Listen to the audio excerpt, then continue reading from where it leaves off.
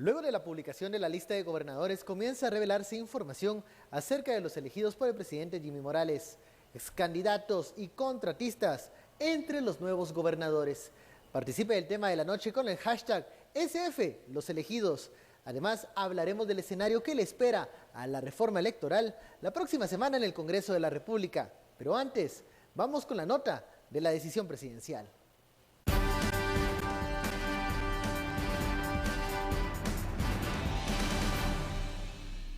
Entre los gobernadores de confianza del presidente Jimmy Morales figuran prestadores de servicios al Estado, familiares y con nexos al partido FCN Nación, así como ex candidatos que no fueron electos en la pasada elección. En un documento obtenido de la Secretaría General de la Presidencia, Edgar Ovalle, como secretario general del partido FCN Nación, propone a Xiomara Blanco de los Santos por el departamento de Petén, también ex candidata a diputada distrital por el partido oficial, quien fue nombrada gobernadora de Petén. El nombre de Edgar Ovalle aparece postulando a personas para ocupar las gobernaciones en por lo menos 7 departamentos. Al contrastar la lista de candidatos inscritos por el Tribunal Supremo Electoral en las elecciones de 2015, figuran otros gobernadores que fueron excandidatos a cargos de elección. Del FCN Nación, Maynor Monroy Soberano, quien compitió por una diputación distrital, nombrado gobernador de Jalapa. Julio Axel Figueroa Muñoz, excandidato de la Corporación Municipal de El Tejar, será el nuevo gobernador de Chimaltenango. Germán David Castillo Blanco, nombrado gobernador de Santa Rosa, fue candidato a la alcaldía de Ixhuatán, Santa Rosa.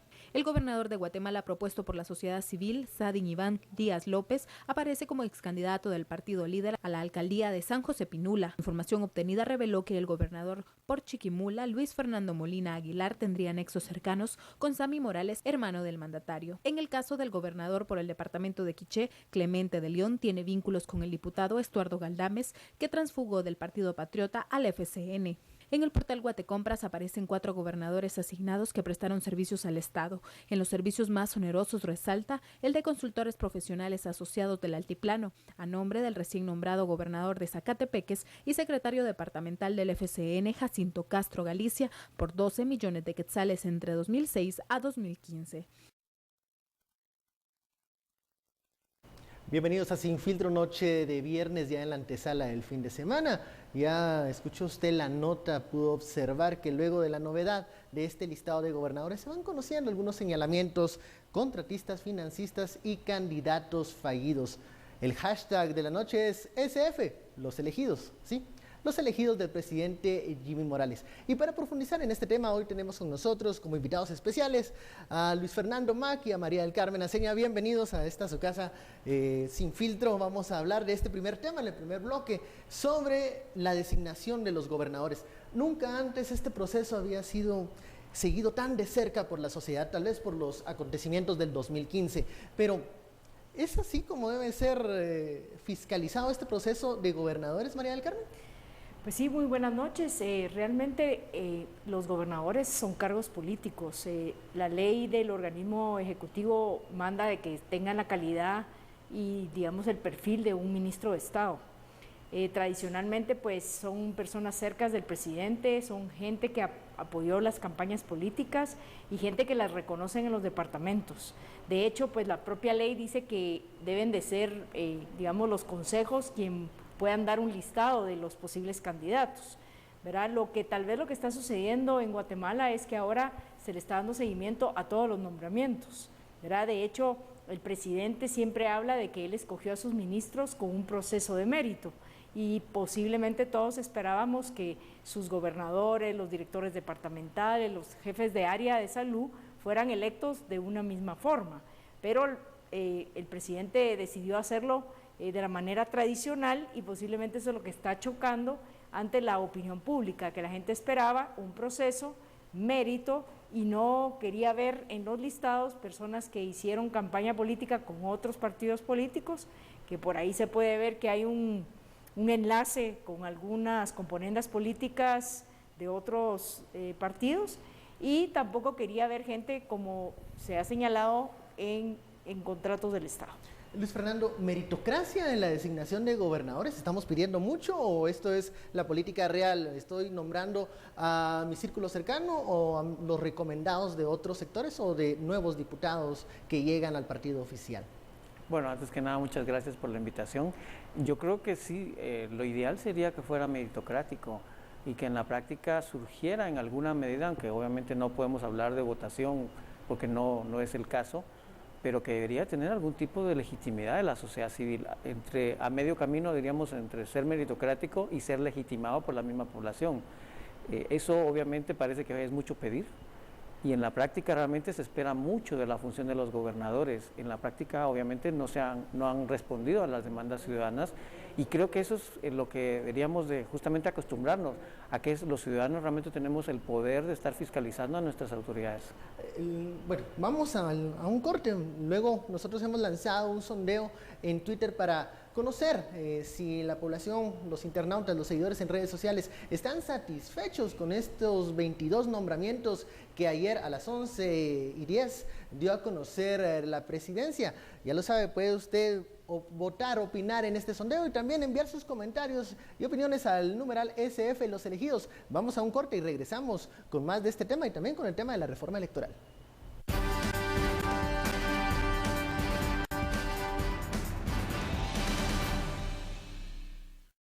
Volvemos a Sin Filtro. Hemos lanzado un sondeo en Twitter para conocer la opinión de los internautas. ¿Están satisfechos con los nombramientos de los gobernadores departamentales que hiciera presidencia ayer por la noche? Y bueno, estos son los datos preliminares. 87% dice que no están contentos, y un 13% están satisfechos con los nombramientos de los 22 gobernadores departamentales. Y vamos a seguir hablando de este tema, pero antes conozcamos las reacciones en el mundo político, tanto los diputados de oposición, oficialistas y también incluso Contraloría General de Cuentas. ¿Qué opinan sobre estos nombramientos y este listado que finalmente el presidente Jimmy Morales diera a conocer ayer por la noche por medio del vocero presidencial? Estas son las declaraciones.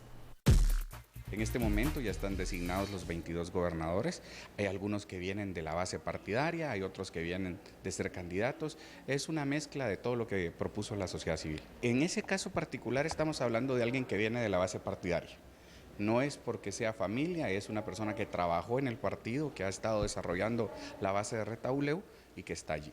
Donde va a ser citado la otra semana el señor gobernador, para que vea de que vamos a estarlo fiscalizando, pero una fiscalización profunda por el departamento de Jutiapa. Lo que le puedo decir es que hoy en la mañana hicimos la verificación de la información que nosotros enviamos en relación a los nombres que aparecieron hoy publicados, y ninguna de estas personas tenía alguna situación pendiente por resolver, ni eran contratistas del Estado tampoco. Las reacciones luego de publicarse este listado de los gobernadores departamentales. Y hablando de los diputados, el Congreso de la República y esta noticia de los gobernadores fueron pues los dos temas que estuvieron casi que todos los días en las portadas de los medios. Y hablando del Congreso de la República, allí se está discutiendo la reforma a la ley electoral. Finalmente los diputados conocen artículo por artículo, tal vez de una forma bastante lenta, este articulado que definirá las reglas del juego para elegir a las próximas autoridades. Nos estamos quejando mucho de nombramientos políticos, de si es o no debe llegar por meritocracia a un puesto, pero bueno, la ley electoral nos va a marcar o será el árbitro para las próximas elecciones. ¿Cómo estamos debatiendo ese tema, María del Carmen? Pues yo considero que es una ley sumamente importante. De hecho, es la primera ley luego de la Constitución, ¿verdad? Porque es la ley 185. Es tan importante esta ley que yo sí considero que debemos de tener mucho más debates, discutirla, y definitivamente no la debiéramos de estar pasando de manera express, ¿verdad? Por ejemplo, el tema que se estuvo discutiendo en la última sesión, que es el tema de la paridad, es un tema que hay que discutirlo, hay que verificar, hay que presentarlo con estudios técnicos, porque de lo contrario va a quedar un artículo ambiguo que luego puede ser muy dificultoso para las horas de una elección, ¿verdad? Entonces, yo sí considero que no debe hacerse express, debe tomarse su tiempo con un límite definitivamente, pero de la forma como se está haciendo, que a veces no sabe uno cómo está el artículo, cuál es el artículo que viene, o sea, estamos hablando de más de 40 páginas que hay que leer, de verificar, de cotejar con otras leyes, porque no solo es esta ley, sino que también tenemos que ver la otra cara de la moneda, que es la ley interna del Congreso, y también todo el marco legal institucional del país. Luis Fernando, ¿más tiempo para discutir la ley electoral o hay que hacerle caso a la plaza que pide modificaciones? Bueno, obviamente yo coincido con María del Carmen, sobre el tema que es muy importante. Y también diríamos de que la ley necesita discutirse. Ahora, el problema son los tiempos políticos. Realmente la experiencia de 20 años de reformas demuestran que ninguna ley realmente cumple los requisitos ideales, siempre va a ser cuestionada por algún aspecto. Además, los diputados obviamente se benefician de la actual ley y por lo tanto siempre van a ser dispuestos a estarle, diríamos, cortando algunas cosas. Y por lo tanto, hay que pensar estratégicamente si hacemos avanzar esta ley, que obviamente tiene deficiencias, pero si la devolvemos realmente va a volver a corte, con una nueva corte, con nuevos, diríamos, con estos diputados que de todas maneras no quieren que pase. Así que yo no sé realmente si al final cuando la devolvamos vamos a tener una mejor ley. Ese es el gran problema. En esta ley, en este proyecto, hay un artículo, por ejemplo, que ya establece, y esa es una de las grandes novedades, una comisión de reforma electoral, donde podemos ya canalizar institucionalmente todas las posibilidades realmente para lograr finalmente una reforma más equilibrada. Por eso es que estratégicamente yo no sé si volvemos otra vez a discutir cosas que ya discutimos bastante o si avanzamos realmente con lo que ya tenemos en esta ley, que es bastante positivo. Luis Fernando cree que el tema de la paridad es lo que realmente está deteniendo en este momento. Vimos el jueves que habían problemas ahí para encontrar apoyos y consensos. ¿Es el tema de la paridad la piedra en el zapato o hay otros? No, yo creo que la paridad es una cortina de humo, lo que hemos terminado, porque además fue una estrategia que dividió al movimiento social y que en la práctica no hay claridad realmente. Por ejemplo, si ustedes ven las imágenes de los últimos días, parece que solo mujeres hay en el palco. Yo estaba ahí también, por cierto, pero eran solo mujeres mayoritariamente, y los mismos movimientos sociales que apoyan la ley, la mayoría de hombres que están metidos en esto, pues se volvieron medio indiferentes. Entonces se ve, diríamos, hacia afuera como que son las mujeres o los pueblos indígenas los que están luchando por la paridad, y adentro realmente eso esconde también, por ejemplo, que esta ley está generando mejores controles al financiamiento, está democratizando los partidos políticos, obviamente no del todo, pero empezó a la democratización y una serie de aspectos que yo creo que son muy importantes. Aumenta las sanciones, por ejemplo. María del Carmen, en el tema de, si bien el tema de la paridad está un poco nebuloso, el resto de temas como la fiscalización a los partidos políticos, el financiamiento, ¿esos temas pueden asustar a los diputados? Yo creo que sí. Yo creo que sí, porque considero que cuando se hizo, digamos, la Constitución y algunas leyes, los diputados que están ahora, algunos de ellos fueron de la Constituyente, entonces ellos hicieron muchos artículos y muchas leyes a favor de ellos. Creo que es bien importante el tema, por ejemplo, del secretario general, que solo se puede reelegir por una vez consecutivamente y luego puede pasar un proceso y volverse a elegir. Eso me parece importante porque si no lo que sucede es que se vuelven los dueños de los partidos. También considero importante esto de que el parentesco, ¿verdad? Porque ¿qué es lo que pasaba? Los partidos políticos se volvieron familiares, entonces yo soy candidato a presidente, mi hijo es candidato a diputado y mi sobrino es candidato al Parlacén, ¿verdad? Entonces creo que el espíritu de esa reforma es que realmente los partidos no se conviertan en instituciones familiares, ¿verdad? Ahora, sí hay un problema con el financiamiento. Yo creo que ahí también vamos a tener pues bastantes discusiones porque al final aquí se pone un financiamiento de $2 creo que es por ¿cómo se llama? Por votante, y también se pone un porcentaje para que todos los partidos tengan el mismo tiempo con un porcentaje más bajo de lo que es, digamos, el tiempo en el aire. Yo considero que ese trabajo tan centralizado para un Tribunal Supremo Electoral va a ser verdaderamente complejo. Entonces, creo que el tema del financiamiento va a ser un tema que va... Una papa caliente. Sí, y de verdad, porque toca varias aristas. Claro, la fiscalización es bien importante y otro punto que es interesante es que el año pasado el mismo Congreso hizo una reforma a la ley de contrataciones, donde dice que todas las instituciones que reciben fondos públicos tienen que seguir la ley de contrataciones. En el momento que un partido político está recibiendo, ¿va a hacer los procedimientos de la ley de contrataciones? Eso es una pregunta, ¿verdad? Porque al final tenemos que fiscalizarlos si van a obtener, pues según esta ley, que no entiendo yo por qué en Guatemala tenemos este lado del péndulo y nos vamos totalmente del otro lado. Tendríamos que hacer una cosa equilibrada. Pasamos de todo lo privado a todo lo público. Ajá, exactamente. Vamos a seguir profundizando en este tema en el tercer bloque. Ya lo sabe, pueden mandar sus comentarios al numeral SF Los Elegidos. Volvemos.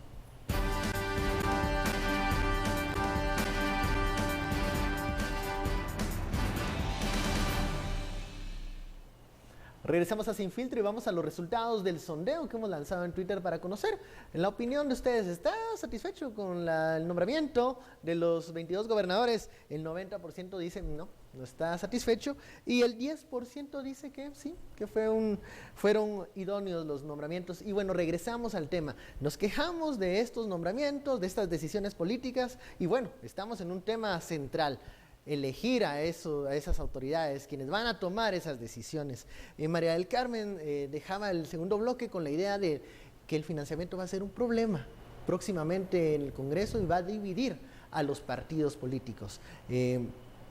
¿Dónde se puede entender el tema del financiamiento? Y si está bien que el TSE tenga ahora este papel casi que centralizado de distribuir la pauta y de fiscalizar incluso también la cuenta que va a tener el encargado del partido al momento de recibir donaciones y financiamiento. Bueno, indudablemente le va a generar técnicamente un desafío al tribunal, pero yo creo que el espíritu de esta reforma es muy importante realmente, porque se ha demostrado que los candidatos se construyen en una buena medida realmente en base a las campañas anticipadas y en base, digamos, al dinero que invierten en la propaganda, en los medios. Así que en la práctica este es un tema medular realmente que sí podría hacer una gran diferencia. Obviamente estoy de acuerdo con María del Carmen justamente en el tema de que el financiamiento no debe ser solo público o solo privado, debe ser un financiamiento mixto realmente y controlar realmente tanto el financiamiento privado como, diríamos, el destino del financiamiento público. Eso le va a implicar mayor capacidad al tribunal de fiscalizar y de sancionar a los partidos políticos. Creo que la reforma está bien planteada en ese sentido. Lo que yo creo que tendríamos que hacer es ver cómo lo implementamos y cómo acuerpamos al tribunal también, al Tribunal Supremo Electoral, de manera que pueda implementarlo efectivamente. Creo que esta es una de las reformas medulares que hay que, diríamos, tratar de ver cómo mejoramos. María del Carmen, no sería, bueno, al final son los votos de los diputados los que cuentan en esta reforma. ¿Va a existir voluntad de los diputados de cambiar estas reglas del juego, incluso dificultarles la de reelección? Yo creo que va a haber una combinación, ¿verdad?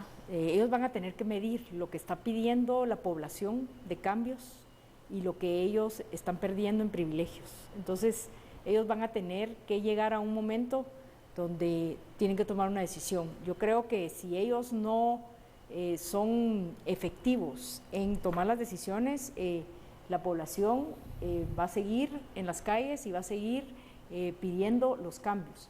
Lo que está sucediendo es que la población pide, pero realmente cuando uno ve el articulado y ve los detalles, ¿verdad?, no es tan fácil cambiar una ley tan importante como esta, ¿verdad? Entonces, sí tenemos que tener mucho cuidado en el sentido de que lo que queremos es que se apruebe, ¿verdad?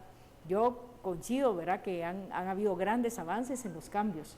También creo que el financiamiento es muy importante porque no se le había dado la oportunidad a personas que no tenían acceso económico a tener, digamos, presencia, pero yo creo que ha cambiado mucho. El presidente ganó no necesariamente con dinero en los medios de comunicación, ¿verdad? Tenía una muy buena estrategia en redes sociales.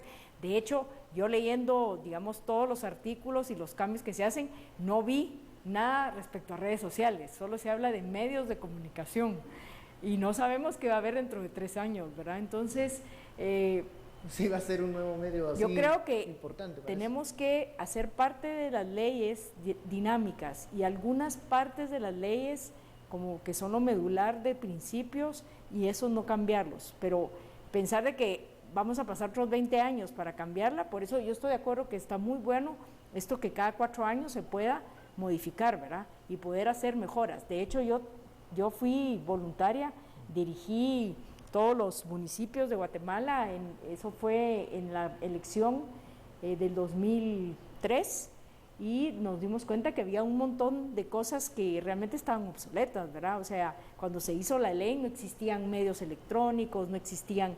Hay que actualizarla. Sí, totalmente, y eso se podría hacer de manera dinámica, porque eso no compite con los principios, ¿verdad?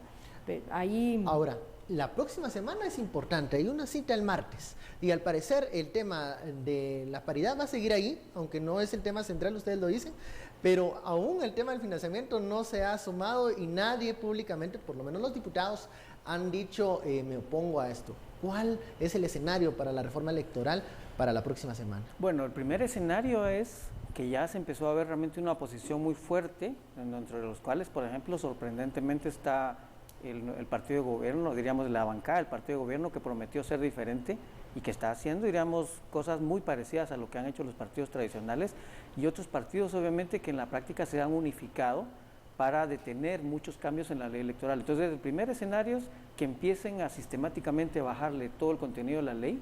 El problema es que tenemos todos los acuerdos, todas las reformas que queremos que se discutan en la ley, tienen que ser cada uno de los acuerdos con 105 votos. Entonces ahí, si la ley tiene 80, diríamos, reformas, hay 80 oportunidades de derrotarnos, diríamos, esa es una vía, diríamos. La segunda es meterle enmiendas. Como esas enmiendas en la práctica no han sido sancionadas por la Corte, tiene que volver a Corte.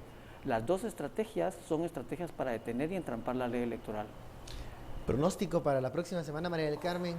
Yo creo que va a estar interesante, creo que sí va a haber grandes desafíos, creo que el tema de la paridad es bien compleja porque si solo fuera, digamos, por género, no sería tan complejo como cuando ya se introduce el tema de la raza, ¿verdad? Especialmente porque en Guatemala nosotros no tenemos una clara definición, sino que la gente se autodefine. Entonces, en el momento que nosotros no tenemos una definición, no tenemos datos, no tenemos información de si eso funciona o no, es complejo. Además, la cantidad, ¿verdad? Cuando uno estudia otros países en Latinoamérica, hay 11 países que tienen el tema de la paridad de género, pero la que más llega es a Costa Rica, 40%, pero la mayoría empezaron con 20, 25, 30%, ¿verdad? La pregunta es ¿por qué 50%?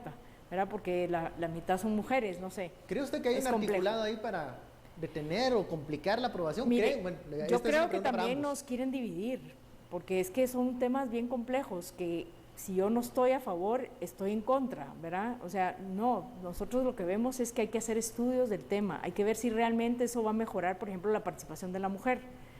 Por ejemplo, un estudio que yo estaba leyendo hoy antes de venir al programa decía que solo había mejorado en un 6-7% la participación de la mujer, ¿verdad? Entonces, si lo que queremos es que la mujer participe, pues tenemos que preguntarle a las mujeres por qué no participan, ¿verdad? La mitad de las personas que estudian en la universidad son mujeres. ¿Por qué no participan en política? Brevemente, ¿por qué no participan, Luis Fernando? Bueno, en la primera, diríamos, los estudios demuestran que la mayor parte de los problemas empiezan con los partidos políticos. Ya se sabe, por ejemplo, que para ser candidatas o candidatos a diputados, diríamos, se necesita una cantidad de dinero. Se dice que es 1 millón mínimo de quetzales para poder participar. El segundo problema es el número de personas, diríamos, en qué casilla la ponen. En los últimos años ha aumentado el número de mujeres candidatas, pero las ponen en lo que se llaman puestos de relleno. En los números, diríamos, más abajo, que son difíciles, diríamos, de elegir.